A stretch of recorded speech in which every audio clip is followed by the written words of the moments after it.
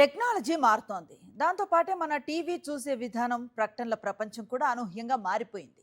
నిన్నటి వరకు artificial intelligence అంటే కేవలం చాట్‌బాట్స్ అనుకున్నాం కానీ, ఇప్పుడు టీవీ ప్రకటనల రంగంలో ఏజెంటిక్ ఏఐ సరికొత్త విప్లవానికి తెరలేపింది. డిస్నీ, యూట్యూబ్, ఫాక్స్, ఎన్‌బీఐ వంటి గ్లోబల్ మీడియా దిగ్గజాలు ఇప్పుడు ఈ సరికొత్త టెక్నాలజీ వైపుకు అడుగులు వేస్తున్నాయి. ఇంతకీ ఏంటి ఏజెంటిక్ టీవీ బయింగ్?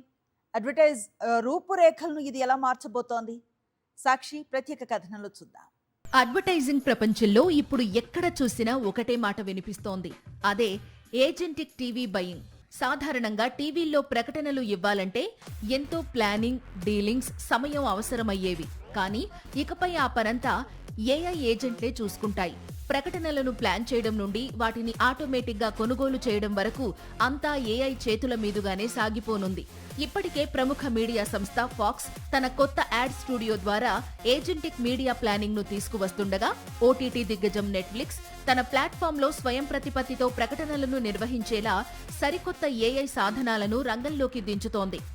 ఏఐ అనేది మనుషులను రీప్లేస్ చేయడానికి కాదు, మన పనిని మరింత సులభతరం చేయడానికి అని, ఇది వ్యాపార ఒప్పందాలను వేగవంతం చేయడంతో పాటు విలువైన చర్చలపై దృష్టి పెట్టేలా చేస్తుందని ఫాక్స్ న్యూస్ యాడ్ సేల్స్ విభాగం హెడ్ జెఫ్ కాలిన్స్ అన్నారు. తాము ఇప్పటికే గూగుల్, యూట్యూబ్లలో ఏఐ ఆధారిత ప్లానింగ్ టూల్స్ ను అందిస్తున్నామని, రాబోయే 12 నెలల్లో మరిన్ని అద్భుతమైన ఏజెంటిక్ సొల్యూషన్స్ రాబోతున్నాయని Google global partners president Sean Downey తెలిపారు. తాము మరింత స్మార్ట్ మార్కెట్ వైపు అడుగులు వేస్తున్నామని, రియల్ టైంలో నేర్చుకుని నిర్ణయాలు తీసుకునే ఏజెంటిక్ సిస్టమ్స్ ద్వారా బ్రాండ్స్ కు అద్భుతమైన ఫలితాలు వస్తాయని Disney advertising president Rita ferro అభిప్రాయపడ్డారు. ఈ టెక్నాలజీ వల్ల అడ్వర్టైజర్లకు వచ్చే లాభం ఏంటి?